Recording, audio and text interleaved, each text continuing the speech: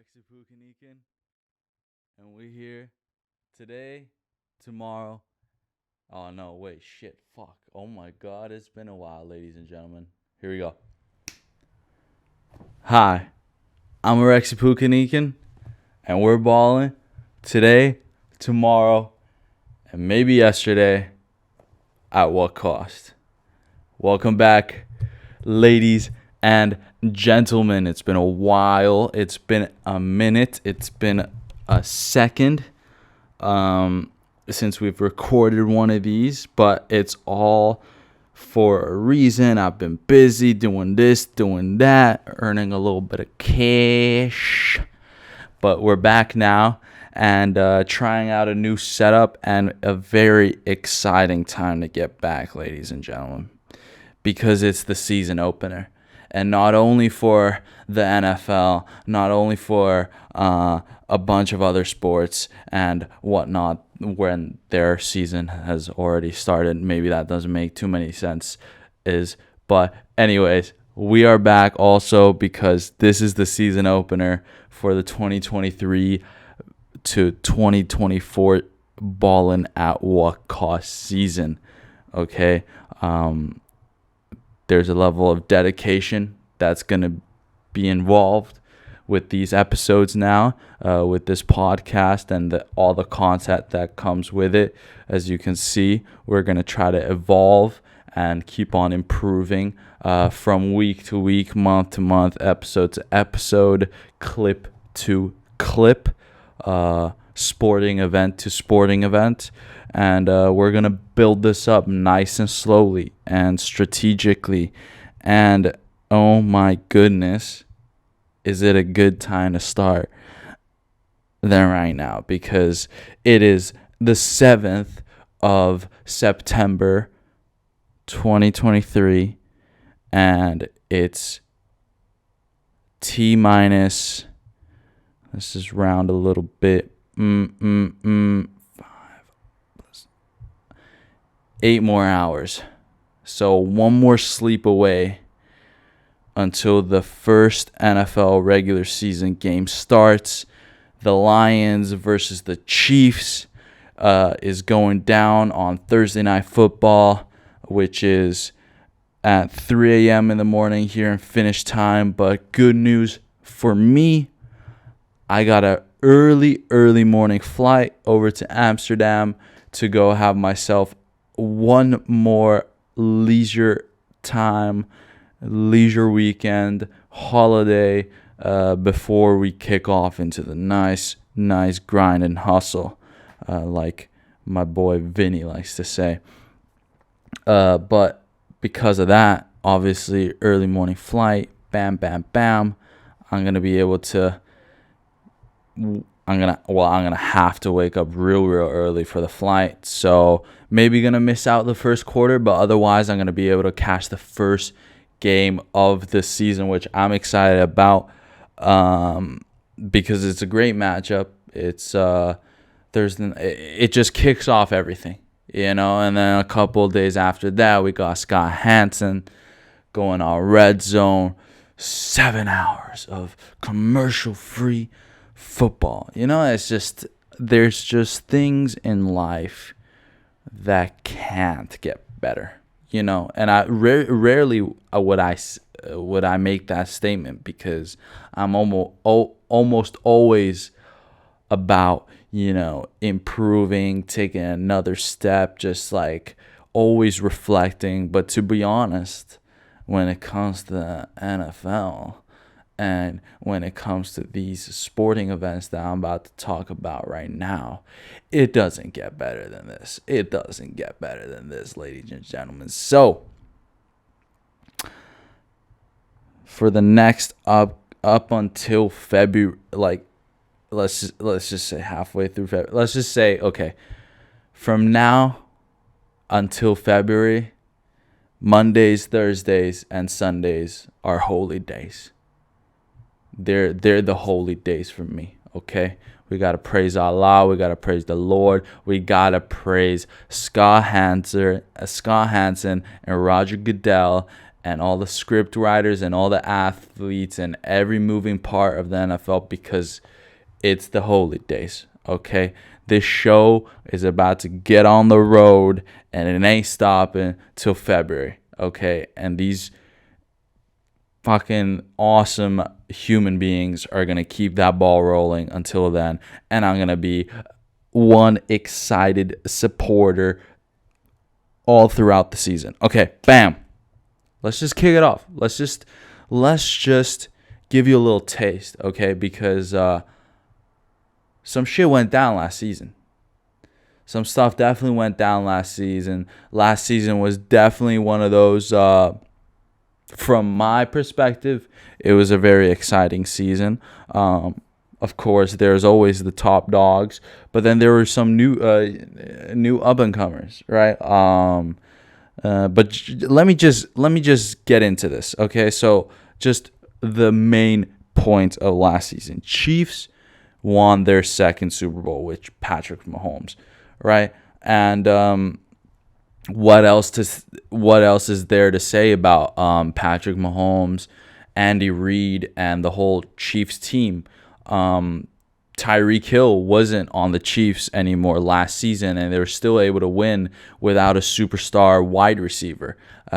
They quickly adapted very successfully, even though they started off the season relatively slow. I don't have the facts down, but I think they were like 3-2 in the first 5 games, maybe something like that. It wasn't like the smoothest of sailings for the gentlemen, and there was a lot of things they had to change in the offseason. They still got it done. Okay, big part of that was, of course, Travis Kelce, which breaking news from a couple of days ago. I don't even have it jotted down in the notes, but in the injury reports, at least, Kelce has hyperextended his knee during practice and is questionable right now for the game that is coming up later tonight. Sucks a lot, probably for the team, because I think they're still sticking with the fact that Kelce and Patrick Mahomes is a big part of the offense. And stings a little bit more because I think he was my first round pick in the fantasy draft, and I have a lot banking on him. But, let's just say it's just tight end, right? I feel like I have very strong wide receivers, running backs, everything else. I have a well-rounded team, which I'll get into a little bit later or throughout this NFL part of the episode. But anyways, I still feel like if they can keep the strengths of the Patrick Mahomes and Travis Kelce connection, and then they develop the very powerful thing, or like the really talented part of the Andy Reid offense is he really extracts like 100%, 110% of any player that's out there, especially in the offense.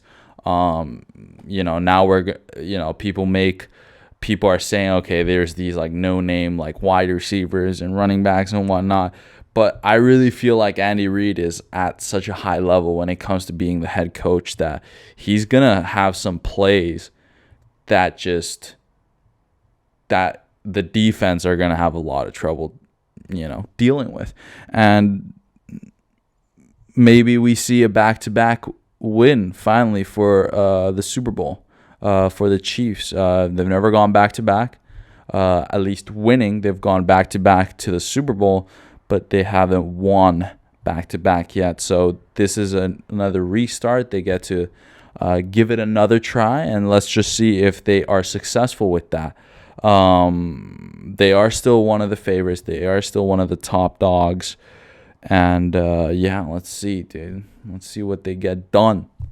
Anyways, let's talk a little bit more about, just other than the Super Bowl, what happened in the playoffs.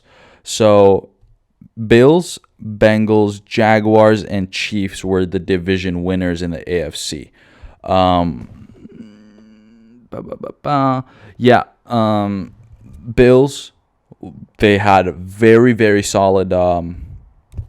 Sorry, let me open up this one link that I had that is going to help me quite a lot in terms of relaying information.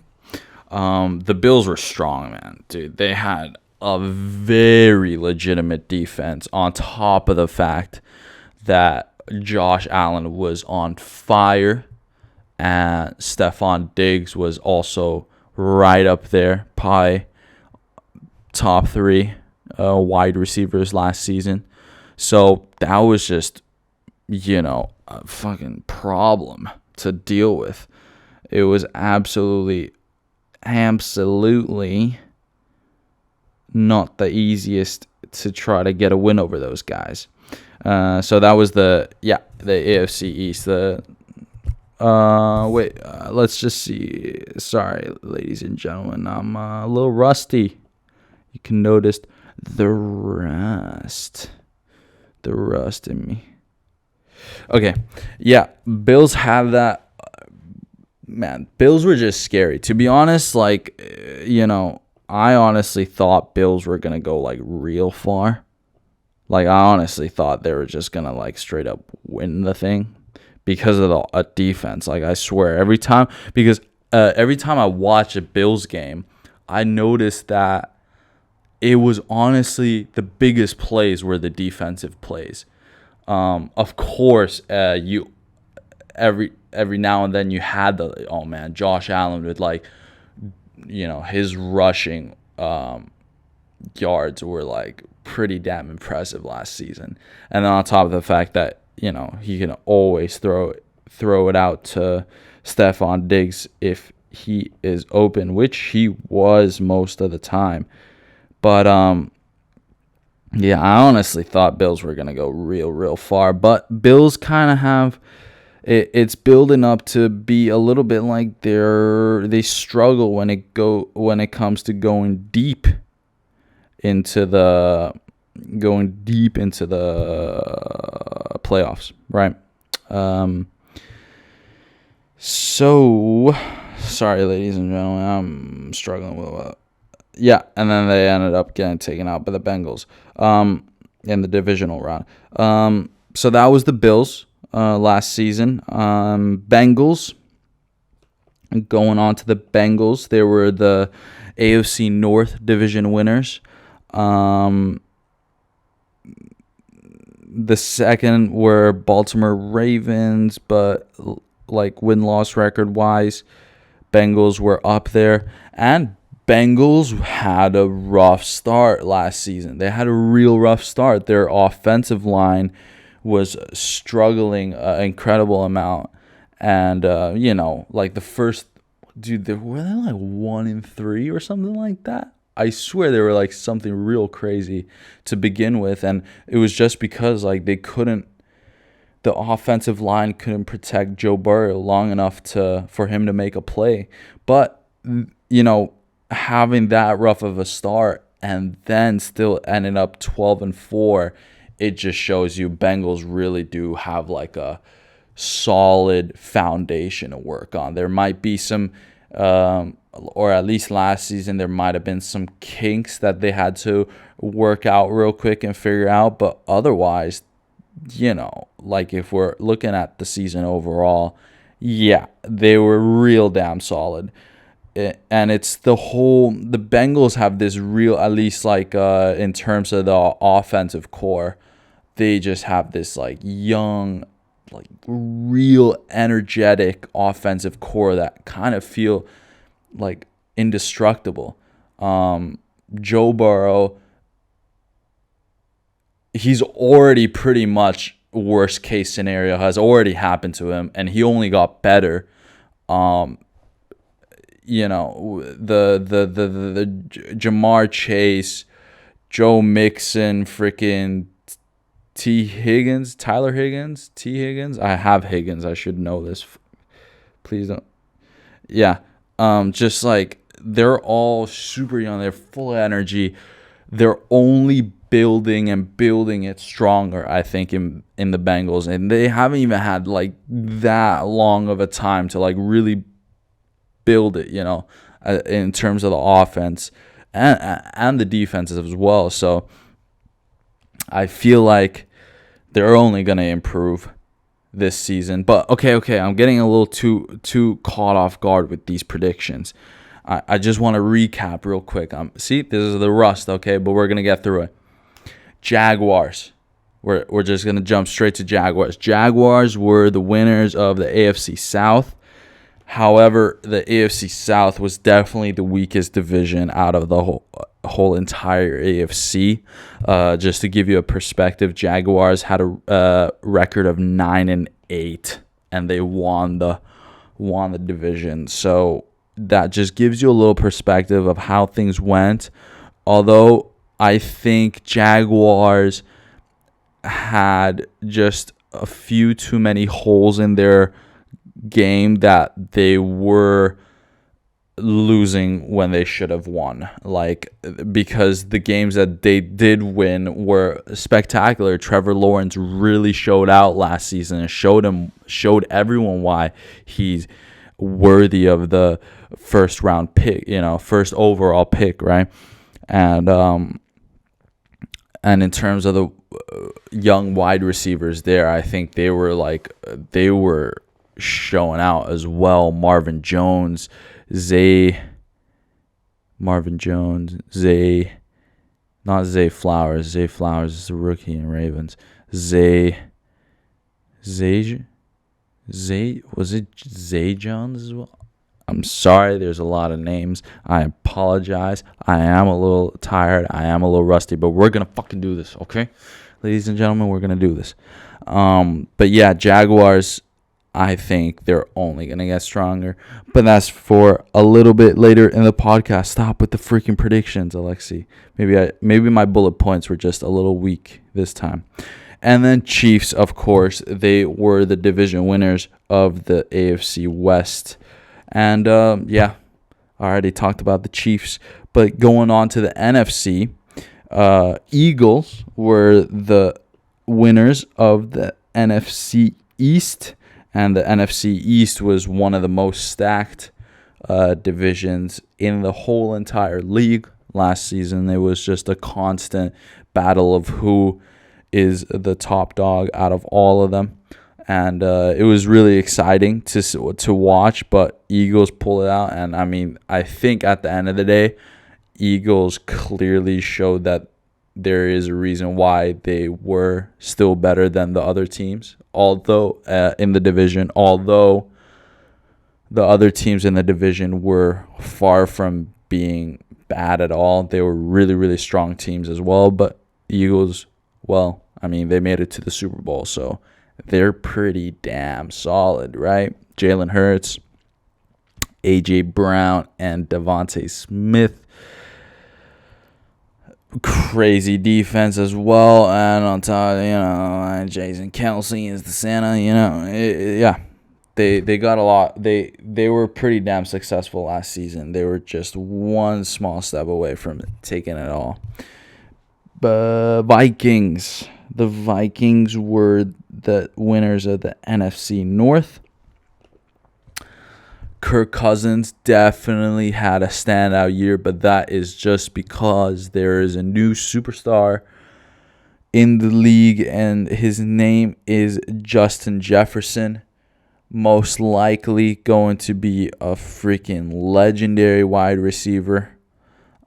Because he is one hell of a talent, I'll tell you that. He is one sensation that last year at least very, very little people were able to figure out. And I think the weakness of the Vikings were simply the defense. But we will get into that.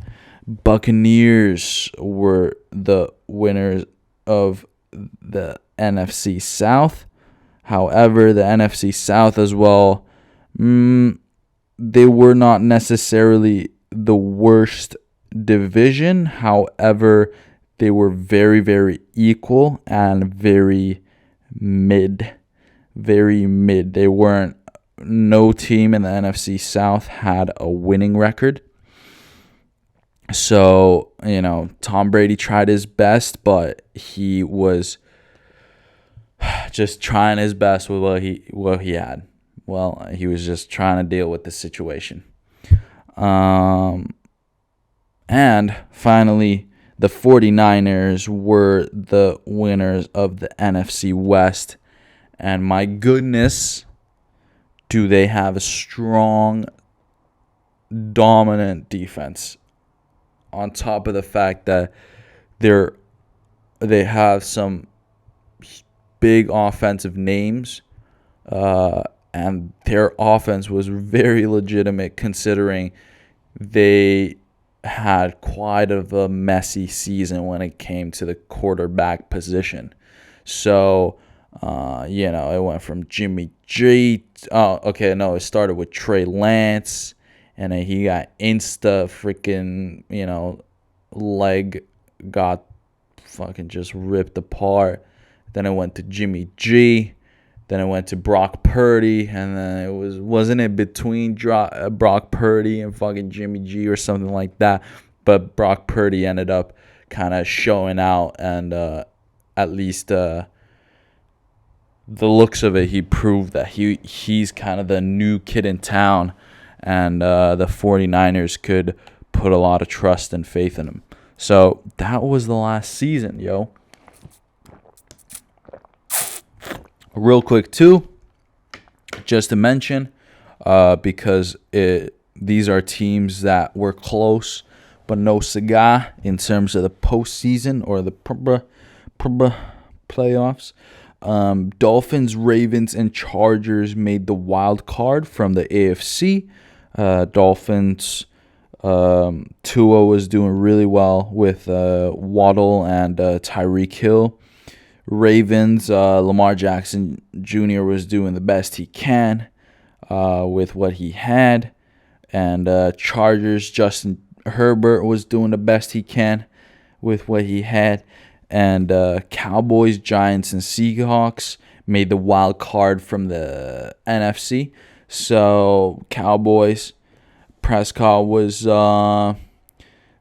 CeeDee Lamb and Zeke, and I think they had a pretty solid defense that helped them out quite a lot. Oh yeah, Tony Pollard,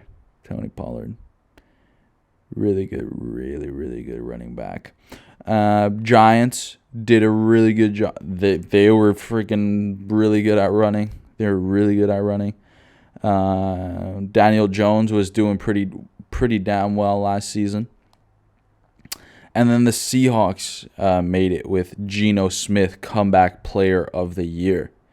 So, man, last season there was a lot going on. I felt like at times it was quite chaotic, but we move on to the 2023 season predictions.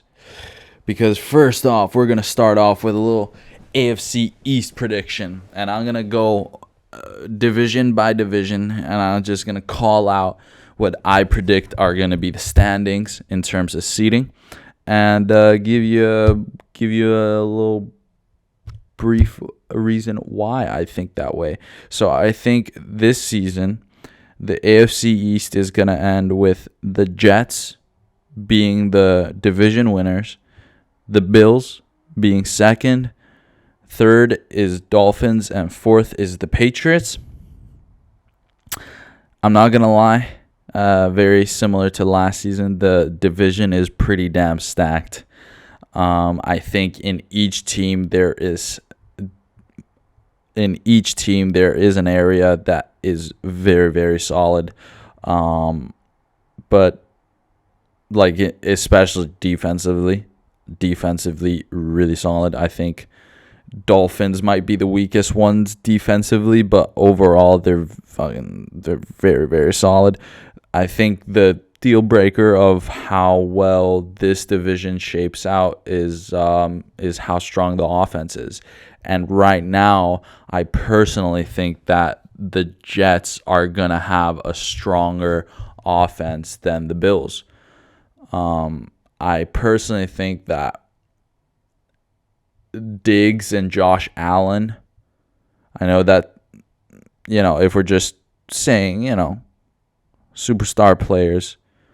I think Diggs and Josh Allen, it's going to be hard to carry the offense compared to the Jets with Aaron Rodgers finally in a new team, like first time outside of Green Bay. You know, fucking this guy is, I love this guy. I love this guy. You have no idea. I love this guy, Aaron Rodgers. But on top of the fact that Garrett Wilson, all these other freaking just young, talented, fucking crazy talented players there. Oh, my God. And their defense is real solid. I mean, they have a superstar in Sauce Gardner. And, I just really feel like Jets have a chance to do some crazy stuff this season. And they're looking real solid. It just all depends on how well Aaron Rodgers plays. I think that's it. And if he plays the way he was playing last season, yeah. Or maybe the season before that, yeah.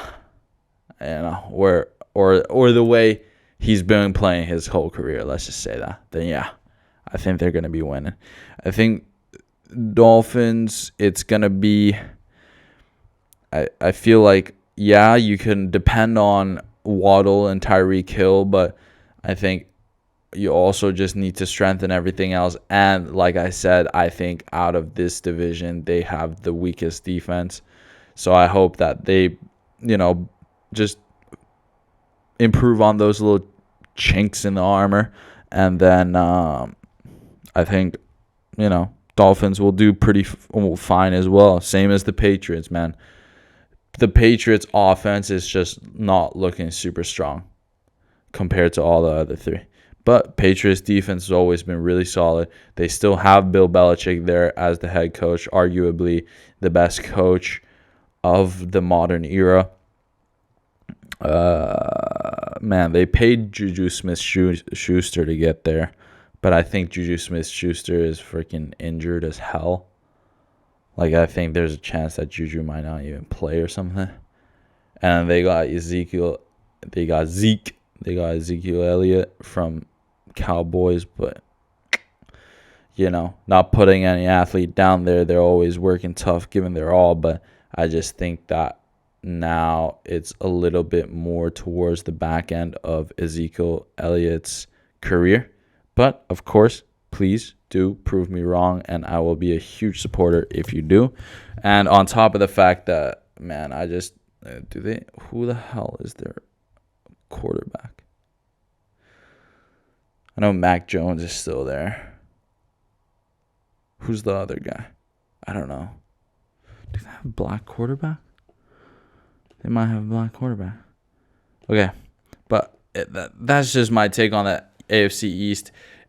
It of course it could switch. I think it could change between Jets and Bills, but honestly, that's how much faith I have in the Jets. I think they are putting quite a lot of they're banking quite a lot on Aaron Rodgers, and after that freaking darkness retreat that Aaron Rodgers did before he made the decision,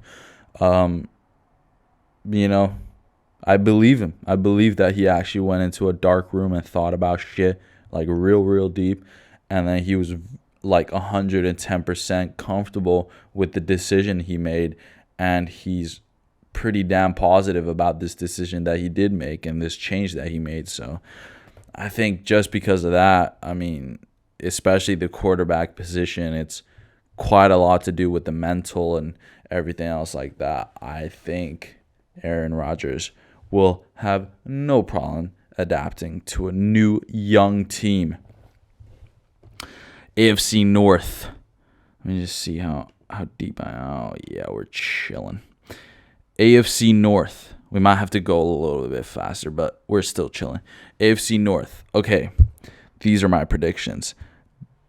Number 1, Bengals. Number 2, Ravens. Number 3, Steelers. Number 4, Browns. Same standings as last season. I hope that the Bengals do improve their defense. and I hope that they've made their defense more consistent. I think consistency was the one key thing that they might have lacked a little bit more of last season.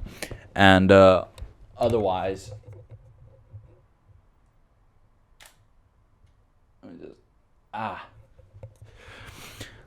otherwise, I think Bengals, man, as long as they come out strong early in the season, I think they just ride the wave, man. I think Bengals are going to be pretty hard to stop this season.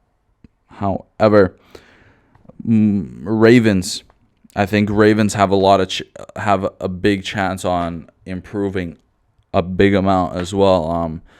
Lamar Jackson Jr. is finally freaking paid, so now he's satisfied. He's gotten the paycheck that he feels he deserves, and now he is a satisfied man. Hopefully that helps out with the way he plays as well.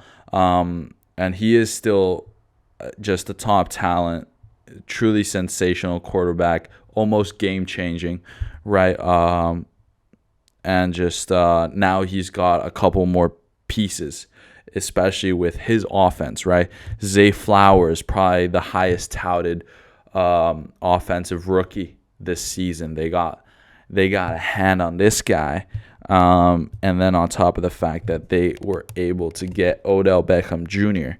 I don't know how Odell is going to perform because he's been playing super on and off, and just he hasn't been super active in the league in terms of games played and minutes played and downs played. But I think just with those pieces, given, because it's a little bit with the Ravens and Lamar Jackson Jr., it was obvious that at one point there was quite a lot more in negotiation than people would have not wanted but expected.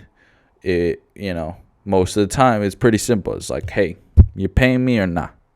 If you're not paying me, I'll go somewhere else where they pay me, But there was obviously quite an extensive negotiation, and to come out of that negotiation and both, at least in terms of the quarterback, Lamar Jackson Jr., them being able to work things out, and then on top of the fact that the organization still adds to it, gives Lamar Jackson Jr. more tools to work with. I think that's only going to help them. I'm not going to doubt the fact that they probably improved their defense as well throughout the season. So, bam, I think Ravens are going to do pretty well this season as well. Steelers have a fresh captain in Kenny Pickett, and he definitely showed out last season. And Mike Tomlin, Coach Tomlin, he's still there, which means they're still going to have a winning record. I don't think the streak is going to break. He's going to do everything in his power to keep that streak going. Yeah, that's all I have to say. And Browns will most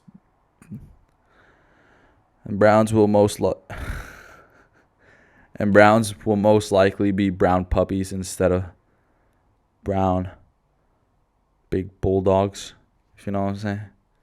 Brown puppies, if I take a big cup of coffee in the morning and then, have a cigarette, I'm dropping some brown puppies. So Browns, I think, one of their mascots is bulldog. Did you guys hear that? Ice cream truck, stop the podcast. Ice cream truck. I don't know if y'all can hear that. But anyways, no, absolutely not. I didn't mean to shit on the Browns. Okay, no. But no, I'm just kidding. I think just Browns have a lot of adapting to do. But they still have, in terms of rushing yards, their offensive coordinators and coaches still have a very strong grasp of the rushing games and the running games. So I don't think they're gonna hold back on that part, on their strength at least. So who knows? Who knows how well the Browns do?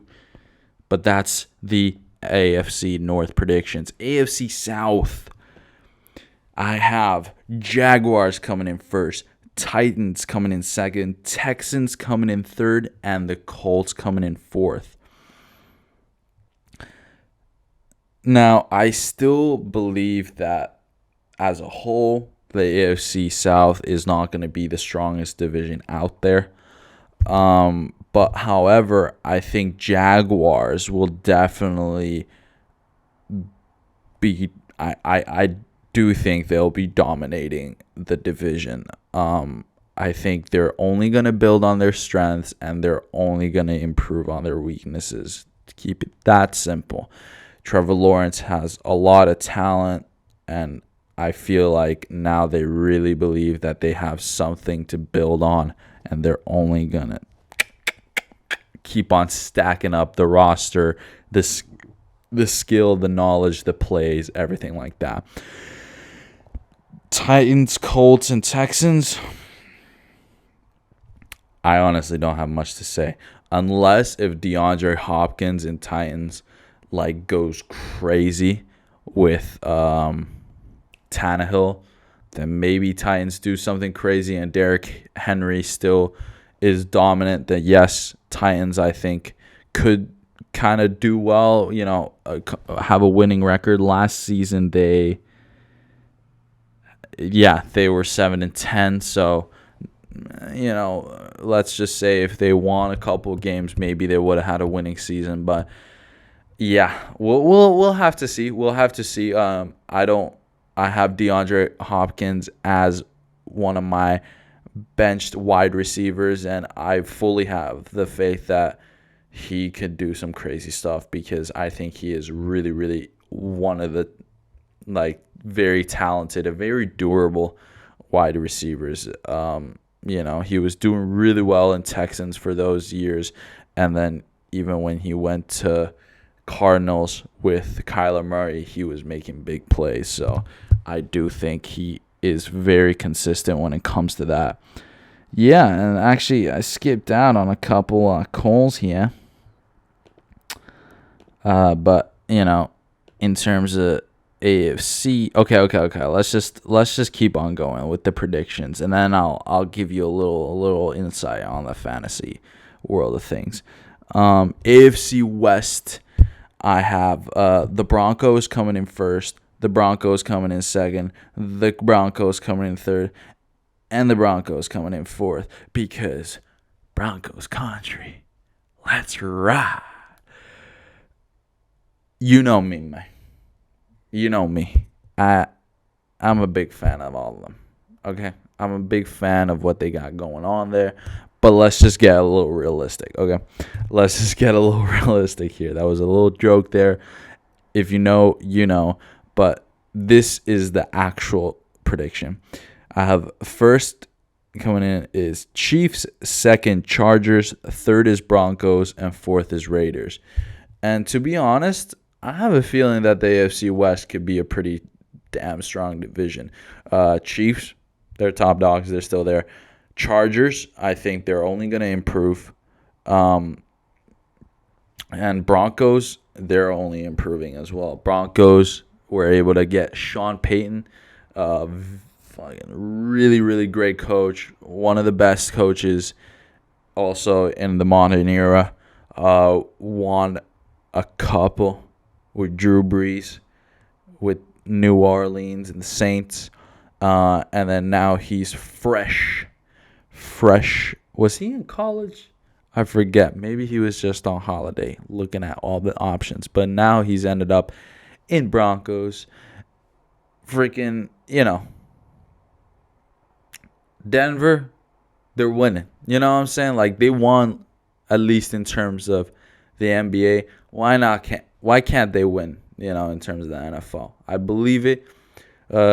Article just came out like 2 days ago or something, where or a quote where Sean Payton was said something confrontational directed at Russell Wilson, saying that why do you have to kiss all the babies? As in, stop focusing too much on your public image and whatnot, and kind of criticizing that part. And that's great, in my opinion. People might take that as a negative, like, oh, yeah, like, only Russell Wilson's like that type of person where you have to get a coach to say something like that. But it's like, wouldn't you rather have a head coach that can actually, like, confront quarterback, which is arguably the most important position of the game, and kind of confront him on, his weaknesses? His weakness is he doesn't seem to be a quarterback that focuses too much on the whole team. It's more just, I'm here to do my job, and otherwise I'm focusing on myself and how I'm viewed by the public. But he's not really, it doesn't seem like he has been a quarterback that, he's with the dogs all the time and all he's doing is finding ways to win. It kind of seems like he plays the game, he does his studying, he does everything that's, required of him within the contract. And then, he's praising God, which, first of all, I'm all for, what I'm saying. And I'm sure Denver and the state of Colorado, they very much appreciate that. But what, Colorado and Denver much more appreciate is just winning. And I think that's what they're going to be able to do now. We have Sean Payton, who is obviously not a freaking scaredy cat, scared of telling a quarterback how things are going to start running around here. So I think Broncos are going to improve a lot. But that's the thing. I do think Chargers, man, that just Justin Herbert, damn, man, I think Justin Herbert is like really, really freaking good, dude. And I think Chargers kind of have that, like, urgency, kind of like when people noticed how good Joe Burrow is or Trevor Lawrence is. You kind of get that urgency. It's like, oh, man, like, we got to start doing something about this before it's, like, too late, right? So I think Chargers will definitely do pretty well this season. And, yeah, nothing else to say. I think Raiders are going to struggle a little bit, and Chiefs are the top dogs. And out of the AFC, let's see in terms of the AFC, my fantasy. In the Jets, I got Dalvin Cook on the bench, though, as of right now. Bills, let's see if I got a Bills player. Nah, I ain't got no Bills. I got Bills in a pocket, though. Tyreek Hill, I had to get that, man. He's definitely starting. Fastest wide receiver in the game, man. Just, in terms of just, being free and open, man. He's savage. And Patriots, I got Patriots defense, and yeah. And so quite a lot, actually, fucking 3 out of 4 from the AFC East. I got a player in there. Bengals, I didn't have Higgins. I had Joe Mixon. Ravens, this year I had to do it. Lamar Jackson Jr. I got him as a starting quarterback, just because, in terms of fantasy points, that motherfucker can collect points. I don't got anybody from Steelers. I don't have any from Browns. Jaguars, no, I don't got no one from Jaguars. Titans, like I told you, I got DeAndre Hopkins sitting in the bench for now, but that's just in case he's not coming out hot, but won't be surprised if he does. No one's from the Texans and no one's from the Colts. Broncos, man, I had to do it, of course. My boy Russell Dubs, okay? Russell Wilson. We're going to praise God. And we're going to he's going to put that faith in you. And we're going to get this done. I don't know why I just did a southern accent when they're up in the north. Okay. Chiefs, like I said, I got Kelsey, but right now it don't look too good. But okay, we'll freaking deal with it. We'll deal with it. Yeah, it just hurt a little bit. But what are you gonna do? But anyways, yeah, that's all I have from the AFC in terms of my fantasy team. Bam! Let's go to the NFC East right now. So NFC East, my predictions. We're gonna go straight into it. Number one, and remember, the NFC East was the strongest division by quite a margin last season. NFC East, I have number one, Eagles. Number two, Giants. Number three, Commanders. And four, I have Cowboys. So Cowboys were actually the second, and I'm dropping down them to fourth. I think Giants move up a spot, and I think Commanders move up a spot. Simply because I think Eagles will continue building on their strengths, and Giants will do the same as well. And they had, their head coach, Brian Daboll. I think that is the freaking American way to say it. Brian Daboll.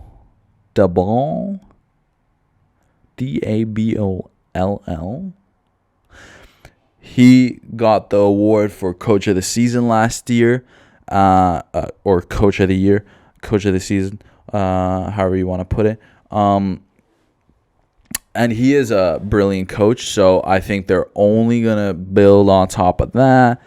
Yeah, nothing really else to say on top of that. I do think Daniel Jones is only getting better as well as a quarterback. He definitely is showing that, he has that, superstar potential as well. And I think for quite a lot of years, or for quite a lot of seasons out of Daniel Jones's NFL career, there's been a lot of doubt, but I think last season was one of the first seasons where I was like, okay, Daniel, all right, damn, okay, I can't believe I stooped that low, fucking quoted a fucking line. Anyway, fuck. Sorry, ladies and gentlemen, I am getting tired. I am a little bit sleep deprived because I wanted to go to bed early today so I can freaking wake up early tomorrow. Anyways, I don't want to talk to you about my sleeping tactics.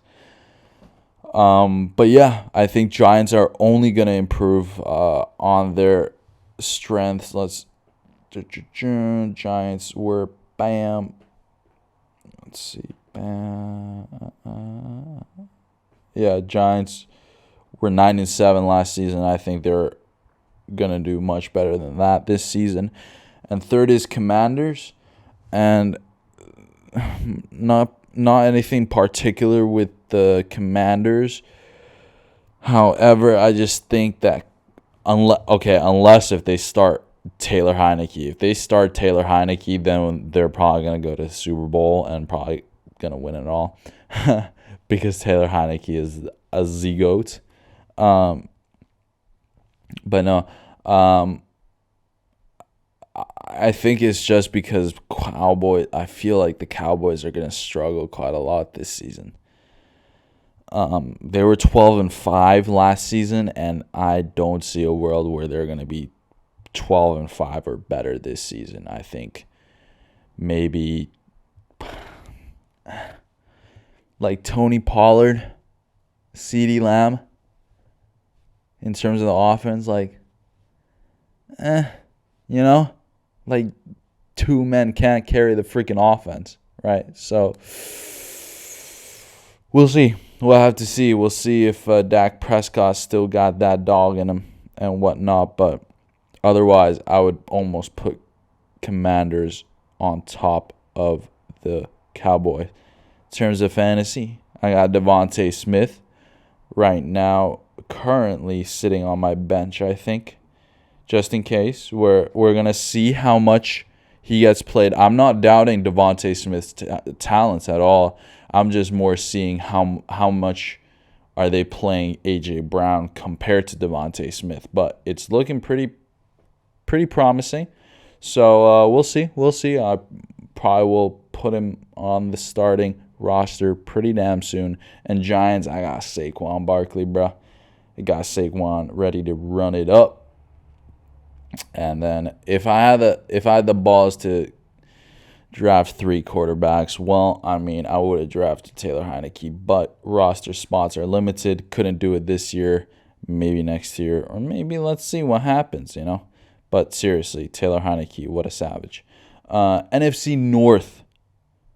Next up, I got the Vikings coming out on top, Lions second, Packers third, and the Bears fourth. I think the Vikings might not be as dominant offensively, but I hope at this point their defense will improve quite a lot.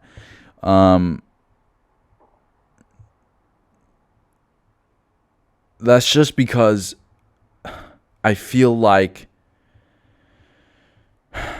even if they start out real hot, you know, and real successful with Justin Jefferson and Kirk Cousins, they still, you know, are balling out. I feel like just those two in the offense, especially now when they lost Dalvin Cook in the running back position, I really feel like by the time we get to halfway through the season, teams are gonna start figuring out some plays that that Kirk Cousins and Justin Jefferson like to play, you know. And but however, I think they in the offseason, I mean, if they're smart, they would have put quite a lot of emphasis in improving the defense, because I think that was the biggest hole in their game, and it showed when they made the comeback on the insane Colts comeback. Like, yeah, okay, amazing that they were able to make the comeback, but it's like you were down that much for a reason to begin with. You know what I'm saying? Like, there was quite a lot of inconsistency with the defense. So I feel like if they were able to improve on that, they're still going to be number one in the whole division. Lions as well, I think they have a great basis to improve on, especially, you know, in T-minus 8-something hours. If they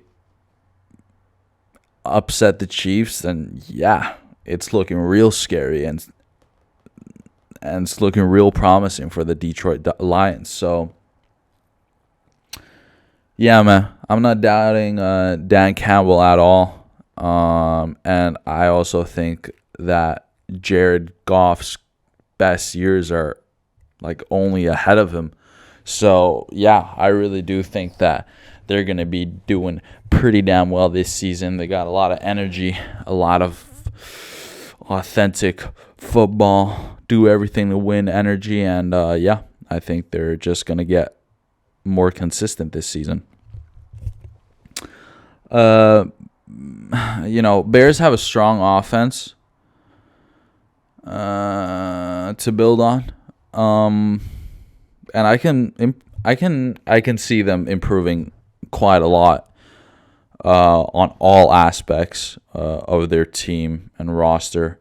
Compared to last season, they were 3-14 last season, which, you know, when you have Justin Fields as the quarterback and, you know, honestly quite a high knowledge when it comes to the rushing offense, I feel like the Bears can only improve, right? I don't see a world where they're going to be 3-14 or worse this season for sure. Will they have a winning record? Maybe not necessarily, but I think they're going to be pretty close to getting a winning record. I think there is quite a lot to improve on, and I think they had all the room to be able to improve. So that's my predictions for the NFC North. Going on to the NFC South, let me get a little bit of water in my system. NFC South. Oh shit! Did I have anyone in my team for the NFC North? Why? Lions. No, I had no one for Lions. Packers. No one for Packers. Bears. Damn.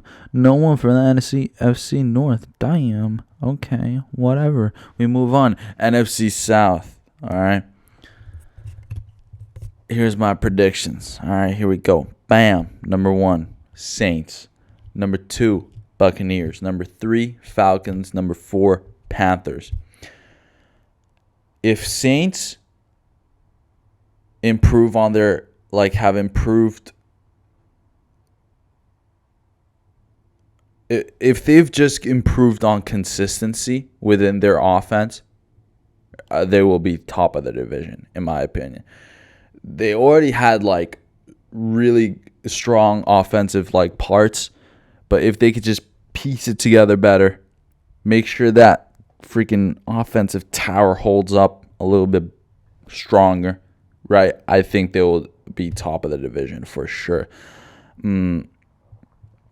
They got Derek Carr now as the quarterback from the Raiders. And then, Olave, Michael Thomas is back. He might have a revenge season. And, I just feel like they have a good chance on doing something pretty freaking cool, And Saints has always been a great organization. And, it looks freaking cool, White and gold, then fuck yeah, bro. Fuck yeah, bro. And they already have a very decent defense. Sorry, forgot to read through all my notes. But, yeah, their defense is really, really solid to begin with. So, bam. Get consistency in the offense. Bam. Make sure that defense, maybe improves on, the small little things that they were not too good on. Bam. Saints are going to be doing pretty well. Probably make it playoffs. You never know. Let's just say for the rest of the teams, I think they'll be struggling a little bit. It seems as though they're more in a rebuilding phase in terms of the team, roster, organization, franchise, whatnot. So, but that's not to put them down at all. I think if any team in the whole league is going to cause those upsets against the top dogs of this season, then it's going to be one of these guys. It's going to be the Buccaneers or the Falcons or the Panthers. There are definitely some very talented players in all three of these teams. Maybe Baker Mayfield's going to freaking cook being in Tom Brady's footsteps. You never know. Falcons, Cordell Patterson, Savage, who knows? Who knows what happens? So that's that. And, that's the NFC South. That's the NFC South. All right, moving on to the last division predictions, which is NFC West. NFC West. All right, here we go. Bam. Here we go. Yeah, got to bring that energy out. Here we go. Number 1, we got the 49ers. Number 2, we got the Seahawks. Number 3, the Rams. Number 4, the Cardinals. Okay. I think the 49ers will just stay as dominant as last season. Breaking news. Just last night, Nick Bosa got paid. Made him by far the highest paid defensive end of all time. What was it? 170 mil through 5 years contract extension. Not too fucking bad. 49ers had the best defense in the whole league last season and a very solid offense, especially when now Brock Purdy is there to stay and rock and fucking roll, okay? With the help of Christian McCaffrey, George Kittle, Deebo Samuel. I mean, Jesus Christ, 49ers are looking real solid and scary. They might go to the Super Bowl. Damn. Seahawks coming in second. I think Pete Carroll's just going to have a wonderful time improving on the offense with Geno Smith and DK Metcalf and Tyler Lockett, and as long as they as long as they improve on their defense. I think defense was the only thing holding them back from being one of the top dogs. I think they had quite a lot of talent when it came to the offense and quite a lot of skill and, just overall just plays. And, Geno Smith was really just fucking doing real fucking well. Bam, right there. I forgot. Keenan Walker, like a savage, right? I got him. Oh, Kenneth Walker. Sorry.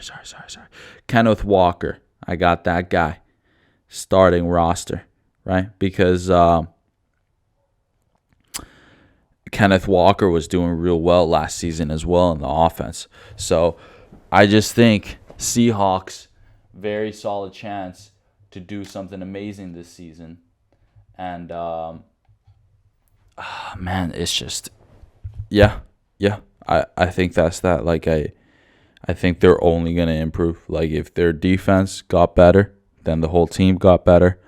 And I got DK Metcalf as well this season, which I'm really hyped about.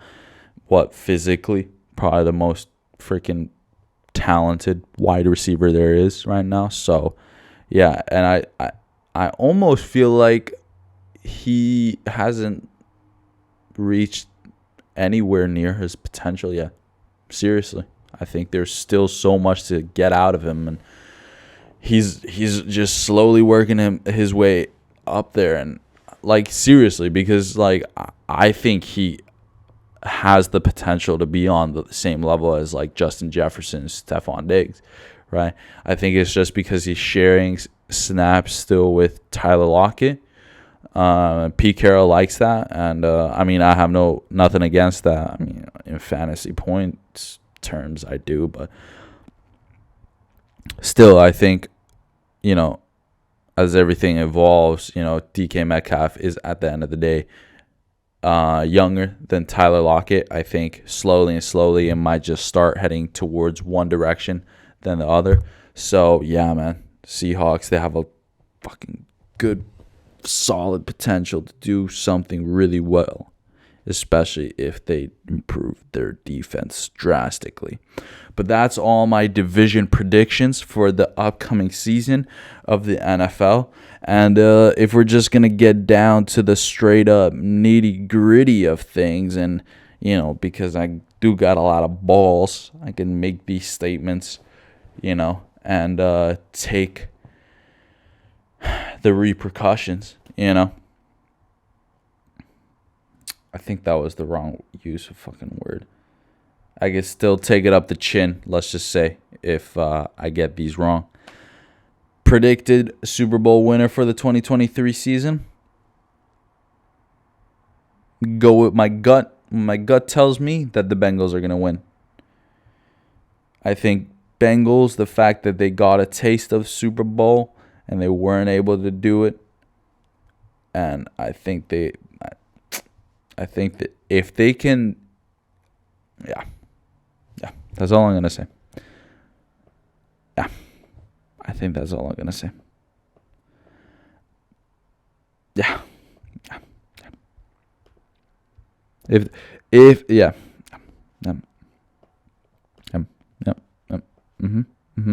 Because like, how the fuck do I say this? Like, Bengals are better than the Chiefs this year. Like, that's just how I'm predicting things, right? Like, and I do feel like the champ's gonna be from the AFC. If the champ is from the NFC, then it's 49ers, I think. Like, the 49ers are just like, Jesus. Like, they're pretty fucking stacked. Like, how do you, right? But otherwise, I just win it all. Bengals. Joe Burrow gets his first ring. Joe Burrow. All right. Okay. That's just I'm throwing it out there, right? Bengals will win it all in the 2023 season. And predicted MVP, I'm going to say the man. He's a bad man, Aaron Rodgers. And you know what's the funny thing? I think he should be called, like, he's a nice man now. You know what I'm saying? Because I think, like, the bad man should only be, like, him in Packers, right? But now he's, like, kind of moved into a new stage of his career. So maybe he's, like, he's nice with it. So he's the nice man. You know what I'm saying? He's nice with it. So that's Aaron Rodgers. Last year I said that he's going to retire if he loses a certain game, and he didn't lose it. And after that, I knew he's going to stick around, and he's still going to be a savage. So, because he's too nice with it. So, yeah, for reals. Like, the bad man's going to transition into the nice man because he's nice with it. And, yeah, Aaron Rodgers wins the MVP for next season. That's my fucking shout-outs right there. But anyways, man, that's it for the NFL. That's it. It's about to kick off, man. And then I'm just gonna enjoy, man. Enjoy the ride. It's gonna be lovely. Mondays, Thursdays, Sundays, holy days. Holy days. Yeah. Yeah. I am, however, ladies and gentlemen, I didn't mean to do this.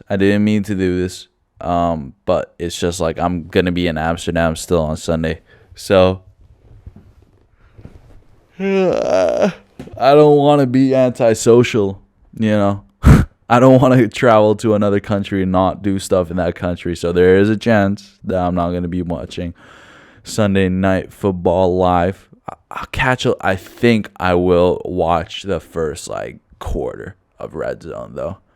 Just because I want to hear Scott Hansen's voice, everything like that, you know. So, yeah. Yeah. We'll enjoy ourselves. But, you know, what I've done actually in terms of the month of October and probably for the months after that, for my work, I've asked for 5 times a week of shifts. And part of the request for my manager was as well, Mondays, no work. No work on Mondays. Because Sunday night, we're going fucking... Sunday night football, and we're fucking staying up to watch all the games during Sunday. Okay, no more lazy, no more of that. We're staying up all night to watch football, and then Monday we can sleep in, catch up on sleep, do whatever. I don't care if Monday we're only in bed, but Sundays, oh Sundays for the Lord. I just came up with that, but that came from the heart and shit. Okay. We don't got too much time in our hands, but we're going to talk about something that's also going to go down, which is also really, really exciting, right? And as my boy Sean Strickland likes to say, it's the weekend for the freaking gay Chinese. You know what I'm saying? And I get him, man. I get him. Sometimes you just gotta call out a motherfucker on his flaws, even though he is the champ, even though he might be the freaking new middleweight GOAT. Who the fuck gives a shit when you have an American? Now I can do the Southern accent. When you have an American who believes in carrying open conceal gun and, you know, freedom and fucking just riding a fucking holy... Oh, I'm going to Australian accent. Damn, it's weird. Okay, but it still makes sense because UFC 293 is going to be in Australia, down under, right? And, yeah, let's just fucking get straight into it, man. Fucking main card is rather freaking stacked, especially if you like those freaking... you know, below the equator fighters, you know, down there in... Fuck, I forgot the continent. Oceania. Yeah. That's the continent, I think. Yeah. Yeah, I'm educated. I know that. Right? Okay, well, the fucking main card gets kicked off with Tyson Pedro. you know. And he's going against Anton Turkalj.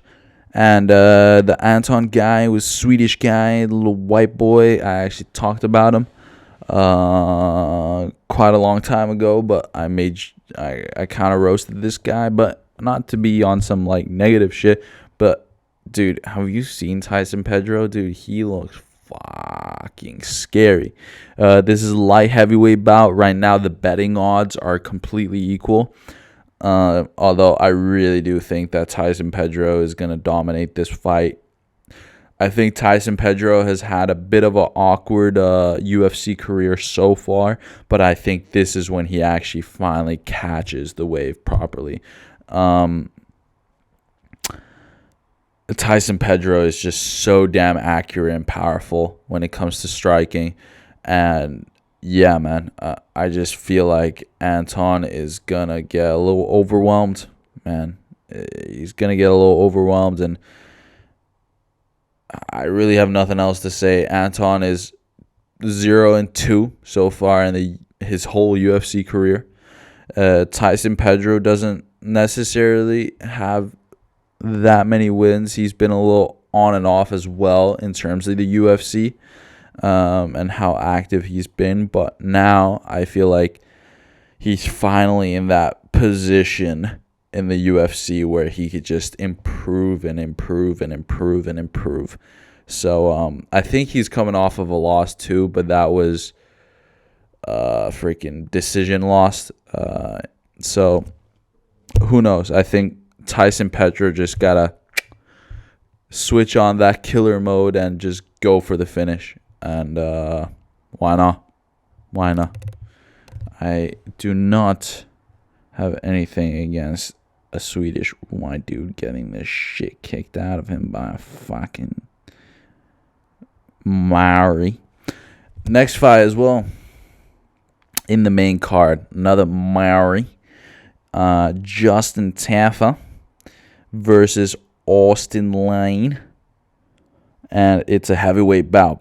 Big boys, big boys. But here's the thing. They're both big boys, but one's much bigger than the other.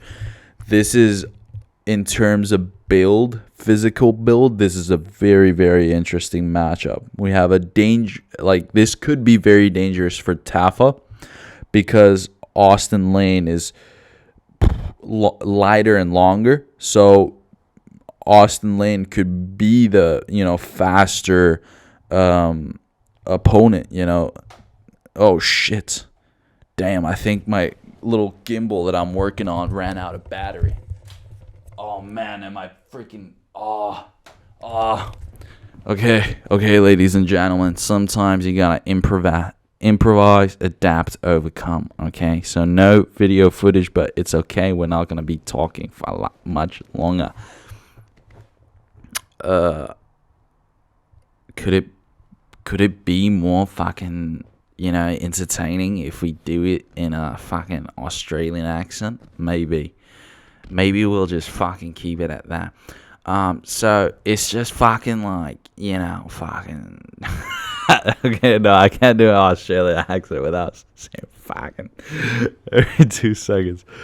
No, but I just think, I was looking at the builds, the freaking physical statistics of both men, and it is clear that Justin Tafa is the much heavier, bigger fighter, big, heavy, and then Austin Lane is the lighter and longer fighter. So Lane might have the speed advantage, but we all know Tafa, Maori guy, is a tough motherfucker that all he needs is one big punch to send you to oblivion. So all he needs to do is be accurate and defensively sound.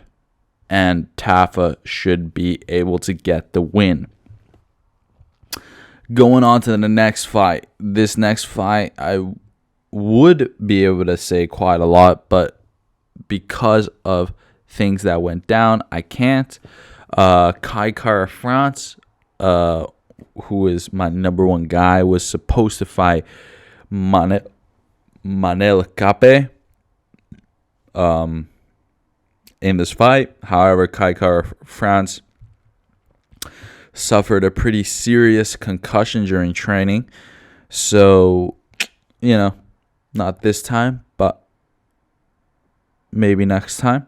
Manel Kape is the number 10 ranked flyweight in the UFC, and he's facing off Felipe dos Santos, who is actually was training and weight cutting to fight in Dana White's Contender Series, but was able to, end up as the backup fighter for this matchup. So I don't know much since it's Felipe's UFC debut. However, he is 2 inches taller than Kape, but Kape seems to be the much heavier dude. So it'll be interesting a matchup as well, like in terms of the flyweight. One's a little bit stronger, except even if Kape, I'm sorry, this guy's from Portugal. I don't really fucking know how to pronounce his name. But if I don't want to say Cape because that's just so fucking, Let's just say Kape. Kape, even if he is like stronger, I don't think it helps much to grapple because Felipe dos Santos, I don't know if you can figure out from the name, but this is a Brazilian guy, so if you go to the ground with a Brazilian guy, he's going to have all that jiu-jitsu knowledge to be able to square up with you on the ground. So let's just see how this works out. I would have much rather see and be rooting for my boy Kai France, but fully respect his decision to take all the precautions. Now I use the word right. And be safe with it. And actually the press conference was just last night, and Manel Kape was still calling out Kai France, threw a water bottle at him at the press conference, and they were like beefing, and Israel Adesanya had to step in and intervene a little bit, back up his boy and shit. But anyways, moving on to the co-main event, we got Tai Tuivasa, who's the number 6 heavyweight in the division, versus Alexander Volkov, who is number 7 in the heavyweight division. Tai Tuivasa is coming in as a plus 164 underdog, and Alexander Volkov is coming in at minus 198 favorite. This is honestly a very similar matchup to Tafa versus Lane, but higher level. It's just a high level. Like in terms of its similar matchup, it's the similar kind of physical kind of build type of dealio, where Volkov is longer and lighter. Well, actually, I don't know about the lighter, but he's definitely longer and definitely has got the speed advantage over Tai Tuivasa. However, Tai Tuivasa, he's tough Mari, and very tough to crack. And on top of the fact that he will send you to another dimension if his fist lands on your chin or dome piece. So Tai is actually coming off of 2 losses. And I really do think this is his best chance of going back to the win column. Especially when he's been back in Australia training with a new camp and with more of his like OGs, that he's used to, like more familiar faces, close with his family and whatnot. So yeah, I really do think, like mentally at least, he's in a much better place. And I just don't think Volkov has the same amount of power that Pavlovich and Gane have, and that was Tai's last 2 opponents, right? And Pavlovich and Gane are like top of the top when it comes to the heavyweight division. So I mean, yeah, I don't think Volkov possesses that type of power. However, Volkov definitely has that experience and that kind of conditioning to be able to go for quite all 15 minutes. So we'll just have to see how that plays out. Either way, I think this is a very, very close matchup that could possibly go to division. Go to decision. I think if it goes to decision, I think it might go to Volkov. But however, I think if it doesn't, then it's clear it's gonna be a Tai Tuivasa KO or TKO. But anyways, let's get into the main event of the evening.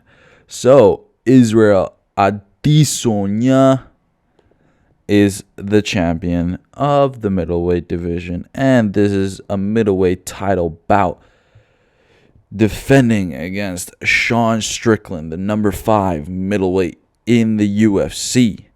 Now, Adesanya right now is a minus 600 favorite over Sean Strickland, who is a plus 440 underdog. I'm just going to say this fight has a lot of potential to be really much more entertaining than people think it's going to be. Sean is insanely tough and defensively skilled, right?